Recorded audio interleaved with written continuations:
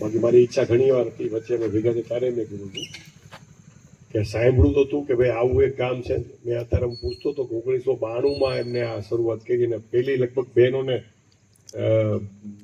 જોડાણી આમાં.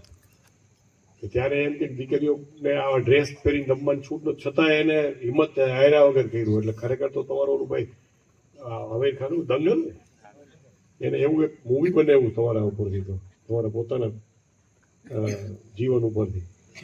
એ વખતે આટલા વર્ષો પહેલા આવો વિચાર આવો શોખ તો ઘણાને હોય, અમે હોય ત્યારે અમને હોય કે આવું એક કોઈ પણ એક સ્પોર્ટ્સનો શોખ તો હોય દરેકને હોય, પણ એમાં આખા ગામને લાભ મળે. આટલા 300 જેટલા રમતવીરો, 200 બહેનો, 100 ભાઈઓ તૈયાર થાય, 150 જેવાને લગભગ સર્વિસ એમાંથી મળી.